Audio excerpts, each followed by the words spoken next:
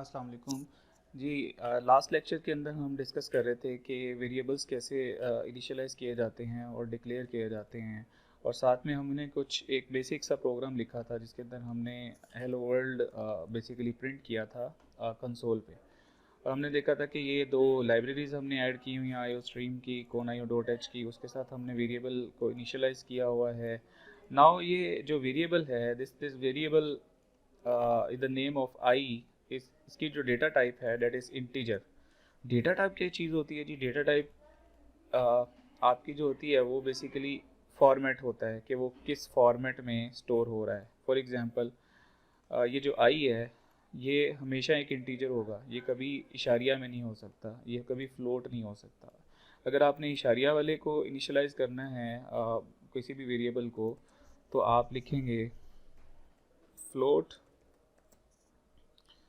k is equal to let say 9.0। सो एक k variable बन जाएगा जो कि अब हमेशा इशारिया वाले वेरिएबल्स को स्टोर कर रहा होगा या इशारिया वाले वैल्यूज़ को स्टोर कर रहा होगा। सो इसी तरह से there are other data types जो बेसिकली C++ ने डिफाइन पहले से कर दी गई हैं, आप सिर्फ उनको यूज़ कर सकते हैं। फॉर एग्जांपल 4 है, this is character. So is equal to, for example मैं इसमें एक करेक्टर, मैं कीबोर्ड पे कोई एक करेक्टर जो सा है वो मैं इसमें स्टोर कर सकता हूँ। सो ये एक करेक्टर की डेटा टाइप है जो एक करेक्टर बेसिकली लेती है, और एक करेक्टर बेसिकली कम्प्लीटली एक बाइट में स्टोर होता है। इसी तरह से फ्लोट है तो वो 4 बाइट लेता है, इंटीजर भी 4 बाइट्स लेता है। इसी तरह से और डेटा टाइप्स हैं जो जिनको आप यूज़ कर सकते हैं। आप स्ट्रिंग को यूज़ कर सकते हैं। फॉर एग्जांपल नेम है, इसमें लेट्स से ज़मान स्टोर हुआ है। सो नेम का एक वेरिएबल है जिसके अंदर करेक्टर्स का मजमुआ स्टोर हुआ है।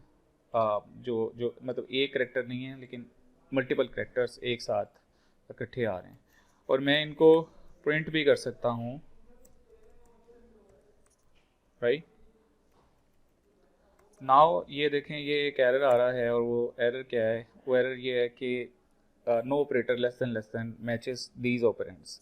इसका क्या मतलब है? इसका मतलब ये है कि इसके जो राइट हैंड साइड पे ऑपरेंड है नेम के नाम से, डेट इसकी जो डेटा टाइप है डेट स्ट्रिंग। जब हमने सी आउट किया था आई को, तो आई तो प्रिंट हो गया था, लेकिन नेम को जब प्रिंट करने जा रहे हैं तो वो प्रिंट नहीं हो रहा। उसकी वजह यह है कि नेम की डेटा टाइप स्ट्रिंग है, और स्ट्रिंग डेटा टाइप को प्रिंट करने के लिए हमारे पास एक सेपरेट लाइब्रेरी है जिसको हमें ऐड करना पड़ेगा। सो ये स्ट्रिंग की लाइब्रेरी है। जब हमने इसको ऐड किया तो ये देखें, ये इसके नीचे से जो रेड एरो था वो ख़त्म हो गया। ठीक है जी। अब जब मैं इसको रन करूँगा तो नेम भी प्रिंट हो जाएगा। ये देख, सो पहले नेम प्रिंट हुआ है, देन माय नेम इज़ ज़मान, और फिर आई की वैल्यू प्रिंट हुई है। ठीक है जी। सो नाउ अब आप लोगों को ये पता लग गया होगा कि इंटीजर वेरिएबल किस तरह से डिक्लेयर किया जाता है, इनिशियलाइज किया जाता है। फ्लोट अगर आपको ज़रूरत पड़ रही है फ्लोट की, तो उसको किस तरह से बनाया जाता है। इसी तरह से अगर करेक्टर बनाना है तो उसको बनाने का क्या तरीकाकार है। दैन स्ट्रिंग को किस तरह से हम डिक्लेयर कर सकते हैं, इनिशियलाइज कर सकते हैं। ये कुछ बेसिक वेरिएबल्स हैं जो प्रोग्रामिंग में बहुत ज़्यादा यूज़ होते हैं। सो आपको इनको डिक्लेयर करना और इनिशियलाइज करना आना चाहिए। और सेकेंडली आपको फ़र्क पता होना चाहिए, ये कॉमनली इंटरव्यू क्वेश्चन भी पूछ लेते हैं कि डिक्लेरेशन में और इनिशियलाइजेशन में क्या फ़र्क है। सो आपने डिक्लेयर तो कर दिया यहाँ पर इंट जे को, लेकिन आपने इनिशियलाइज नहीं किया, राइट। और यहाँ पर आपने इनिशियलाइज भी किया है और आपने डिक्लेयर भी कर दिया। सो आपको वेरिएबल डिक्लेयर करना आ गया है, इनिशियलाइज करना आ गया है। नाउ ये वेरिएबल्स आपस में एक दूसरे के साथ कम्युनिकेशन किस तरह से करते हैं, इनकी आपस में कोई ताल्लुक पैदा हो सकता है या नहीं हो सकता। फॉर एग्जांपल दो इंटीजर्स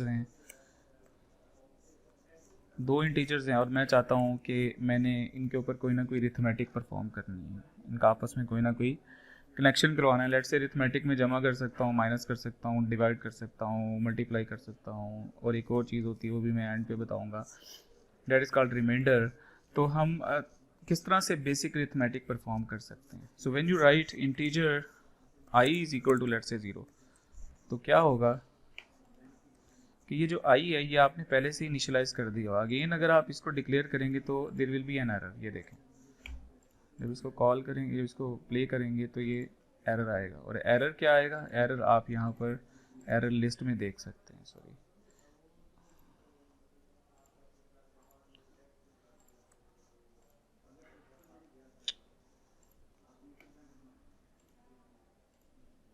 ये देखें।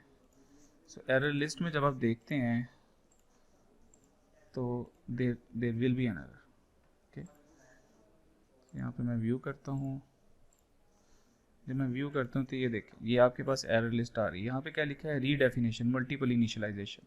डैट मीन्स के हमने 13th लाइन के ऊपर दोबारा से इनिशियलाइजेशन कर ली, राइट, जो कि आपने पहले से डिक्लेयर किया हुआ था। सो आप इसको ख़त्म कर दें, लेट्स से इसका नाम चेंज कर दें, पी नाम रख दें, कोई भी नाम रख दें, राइट। और अब आप चला के देखेंगे तो आपको ये एरर नहीं आएगा। सो आप दोबारा से किसी वेरिएबल को इनिशियलाइज नहीं कर सकते। Okay, secondly let's say p is equal to 0 आपने लिख दिया है। अब आप चाहते हैं कि p के अंदर i और j का सम आ जाए।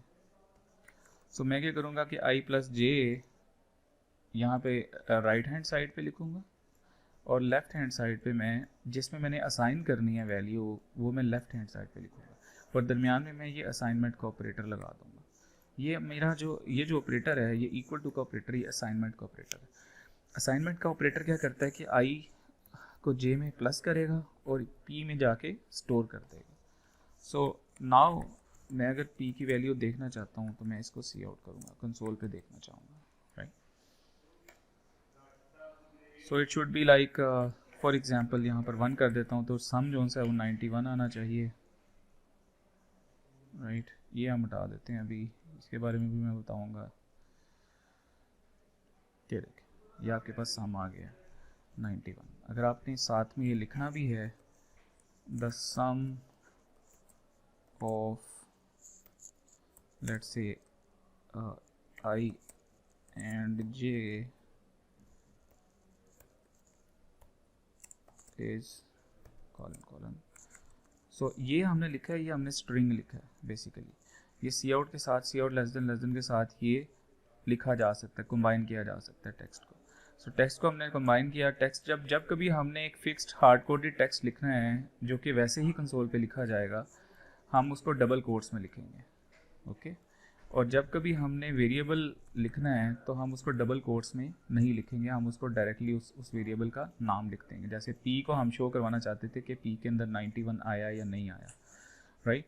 तो मैंने क्या किया, मैंने जस्ट p लिख दिया, डबल कोट्स नहीं लिखे। सो नाउ जब मैं इसको प्रोग्राम को चलाऊँगा तो यहाँ पे लिखा है the sum of i and j is, जो ये चीज़ लिखी हुई थी, और आगे p लिखा, p की वैल्यू आ जाएगी 91। ओके, इसको किसी दूसरे तरीके से भी देखा जा सकता है। इसके ऊपर कुछ और अरिथमेटिक भी परफॉर्म की जा सकती हैं। So let me put this way के जी हम सब्ट्रैक्शन निकालना चाह रहे हैं। Int let's say o is equal to 0 है, o is equal to i minus j है। सी आउट कर रहा हूँ मैं, the subtraction of i and j is that is o, right. इसी तरह से मैं मल्टीप्लिकेशन भी परफॉर्म कर सकता हूँ, और इसी तरह से मैं डिवाइड भी कर सकता हूँ। और मैं यही करते हुए मैं फॉर एग्जांपल यहाँ पर 10 कर देता हूँ फॉर एग्जांपल, और मैं यही काम करते हुए मैं रिमाइंडर भी निकाल सकता हूँ। रिमाइंडर क्या चीज़ है? रिमाइंडर क्या है? रिमाइंडर भी हम देख लेते हैं। लेट्स से m एक वेरिएबल है जिसमें 0 स्टोर हुआ है, और मैं अब m is equal to j percentage sign i करता हूँ, और मैं सी आउट कर देता हूँ the remainder of j and i is m, right. So यहाँ पर m जो है वो रिमाइंडर है। रिमाइंडर होने का क्या मतलब है कि j की वैल्यू अभी 90 है और i की वैल्यू 10 है। सो 90 को आप डिवाइड करेंगे 10 से, और जो वैल्यू आएगी वो m के अंदर स्टोर हो जाएगी। सो इसको हम किसी और तरह से भी चेक कर सकते हैं। पहले हम रिज़ल्ट वैसे देख लेते हैं चलाकर। ये देखें सबसे आखिर में we have the remainder of j and i is 0। ये 0 क्यों है, रिमाइंडर 0 क्यों है, क्योंकि 90 ने 90 को जब डिवाइड किया 10 पे तो कुछ बचा ही नहीं, कोई रिमाइंडर बचता ही नहीं है, राइट। सो दैट्स वाई इसने जब सी आउट किया तो m की वैल्यू के अंदर 0 असाइन किया हुआ है।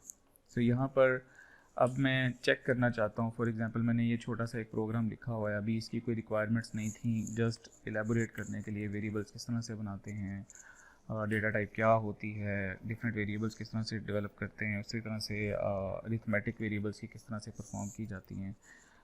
Now what I want is कि आप थोड़ा सा एक स्टेप आगे जाएं। वो स्टेप क्या है, वो स्टेप ये है कि हम प्रोग्राम लिख तो देते हैं, हमसे गलती ये होती है कि हम पूरा प्रोग्राम लिख देते हैं, जब उसमें एरर आते हैं तो हम घबरा जाते हैं। सो तरीकाकार ये है कि हम उसके लिए 4 चीज़ों का इस्तेमाल करेंगे। एक चीज़ को कहते हैं ब्रेक पॉइंट, ये देखें डिबग के अंदर एक चीज़ होती है जिसको कहते हैं टॉगल ब्रेक पॉइंट, और एक होती है स्टेप इनटू और एक होती है स्टेप ओवर, ठीक है। सो ब्रेक पॉइंट लगाएंगे, फॉर एग्जांपल ब्रेक पॉइंट लगाना है तो ये साथ में ये पूरी एक बार चल रही है, इसमें आप किसी भी लाइन पे ब्रेक पॉइंट लगा सकता हूँ। ये देखें, ये जब मैंने ब्रेक पॉइंट लगाया है तो यहाँ पे रेड कलर की बॉल बन गई है। अब मैं जब इसको चलाऊँगा प्रोग्राम को तो आप ये देखें कि ये जो प्रोग्राम है ये इसके अंदर एरो बना, यहाँ पे इस लाइन पे आके एरो बन गया। इसका मतलब ये है कि इससे जो पिछली लाइंस थी ये इसने एग्जीक्यूट कर दी हैं, कंप्यूटर ने ये एग्जीक्यूट कर दी हैं, इन लाइंस को एग्जीक्यूट कर दिया, लेकिन ये वाली लाइन अभी एग्जीक्यूट नहीं की, उससे नीचे वाली लाइंस भी सारी एग्जीक्यूट नहीं की। सो एक एक लाइन करके जब आपका प्रोग्राम चलता है तो मेन फंक्शन सबसे पहले एग्जीक्यूट होता है, उसकी जो सबसे पहली लाइन है that is i is equal to 10। So ये लाइन जो सी है ये सबसे पहले एग्जीक्यूट होगी, उसके बाद दूसरी लाइन एग्जीक्यूट, उसके बाद तीसरी लाइन एग्जीक्यूट होगी। सो वो एग्जीक्यूट करते करते उस जगह तक आ गया जहाँ पे मैंने ब्रेक पॉइंट लगाया था। सो ना अभी मैं वैल्यूज चेक कर सकता हूँ कि आई के अंदर वैल्यू क्या है। आई के अंदर 10 पड़ा हुआ है, जे के अंदर 90 पड़ा हुआ है, सो पी के अंदर 100 आ जाना चाहिए। सो आप देख रहे हैं पी के अंदर अभी 0 है। उसकी वजह ये है कि अभी तक इस लाइन को मैंने एग्जीक्यूट नहीं किया, अभी ये लाइन यहाँ पे आके स्टॉप हुई है। सो दैट्स वाई एरो इस जगह पर आ रहा है। इस एरो को बेसिकली इंस्ट्रक्शन पॉइंटर कहते हैं। So if I execute this line, ये जो लाइन है p is equal to i plus j, यहाँ पर i में 10 है, j में 90 है। सो p में F10 करते हुए मैं जब F10 करूँगा, स्टेप ओवर कहेंगे इसको, मैं स्टेप ओवर जब करूँगा तो यहाँ पर p में क्या वैल्यू आ जाएगी, ये देखिए p में 100 आ गया है। डेट मीन्स के इन दोनों की वैल्यूज जो सी थी वो उसमें प्लस होकर p में आ गई हैं। और नाउ जब मैं फिर दोबारा स्टेप ओवर करूँगा तो ये जो कंसोल है यहाँ पे लिखा जाएगा, रिजल्ट लिखा जाएगा, क्योंकि ये जो सी आउट वाली लाइन थी ये एग्जीक्यूट हो गई थी। ओके सो साथ में यहाँ पे आप नीचे ये देख सकते हैं कि आटोस वॉच है आपके पास। सो ये वॉच है जहाँ पे आप डिफरेंट वैल्यूज़ देख सकते हैं। सो फॉर एग्जांपल आपने p की वैल्यू यहाँ पे देखनी है तो आप देख सकते हैं कि p में 100 लिखा है। लेट्स से कोई वैल्यू यहाँ पर नहीं पड़ी हुई तो आप यहाँ पर ऐड भी कर सकते हैं। सो फॉर एग्जांपल m है तो m को आप यहाँ पर ऐड करेंगे और m की वैल्यू यहाँ पर आ जाएगी। अभी m में कोई वैल्यू नहीं पड़ी हुई थी, तो दैट्स वाई अभी कोई गार्बेज वैल्यू है जो पड़ी हुई है। आप जब इस लाइन को चलाएंगे आगे मज़ीद स्टेप ओवर करेंगे तो ओ में भी कोई ना कोई वैल्यू अब आ जाएगी। सो में अगर मैंने वैल्यू देखनी है तो अभी -80 है, राइट, क्योंकि आपने माइनस कर दिया हुआ है, राइट। देन जब आप स्टेप ओवर करेंगे तो ये स्टेप आउट हो गया, दोबारा चला लेते हैं। सो जब आप स्टेप ओवर करेंगे जैसे आप ब्रेक पॉइंट यहाँ पर लगा देते हैं और यहाँ पे लगा के आप कंटिन्यू कर देते हैं। जब कंटिन्यू करते हैं तो इस जगह पे आके वो दोबारा रुक जाएगा, राइट। मैं अब क्या करूँगा, मैं स्टेप ओवर करूँगा। जब मैं स्टेप ओवर करूँगा तो m में एक वैल्यू आ गई जो कि 0 पड़ी हुई है। देन अगेन मैं स्टेप ओवर करूँगा तो m के अंदर 0 आ गई। 0 क्यों आई है, क्योंकि मैंने बेसिकली क्या किया है कि j का i के साथ मैंने रिमाइंडर लिया है। ये देखें, जब मैंने रिमाइंडर लिया तो आंसर 0 आया, क्योंकि जब 90 को 10 पे डिवाइड करते हैं तो कोई रिमाइंडर नहीं बचता, 0 बचता है। लेट्स से मैं चेक करना चाहता हूँ कि j के अंदर क्या वैल्यू पड़ी हुई है। सो j में 90 पड़ी है, मैं चाहता हूँ कि ये चेंज हो जाए, लेट्स से 91 हो जाए, और i की जो वैल्यू है डेट इज़ 10। अब मैं अगेन ये मैं चेक करता हूँ, जब मैं रिमाइंडर तो j परसेंटेज साइन i मैं चेक करता हूँ तो इसमें 1 पड़ा हुआ है। डेट मीन्स के 91 को जब आपने डिवाइड किया 10 से तो we got 1 as remainder, right. आपके पास बचता क्या है, 1 बचता है, राइट। सो ये टोटल मतलब अरिथमेटिक थी जो हम इन वेरिएबल्स के ऊपर आप परफॉर्म कर सकते हैं। सो आपको बेसिक आइडिया होना चाहिए कि वेरिएबल्स इनिशियलाइज कैसे करते हैं, डिक्लेयर कैसे करते हैं, उनको आपस में मैनिपुलेशन किस तरह से होती है, अरिथमेटिक किस तरह से परफॉर्म करते हैं, डिवाइड किस तरह करते हैं, मल्टीपल। सो अपने पास प्रैक्टिस करें, इस चीज़ की जितनी प्रैक्टिस करोगे उतना ज़्यादा सीखते जाएंगे। ठीक है जी, थैंक यू।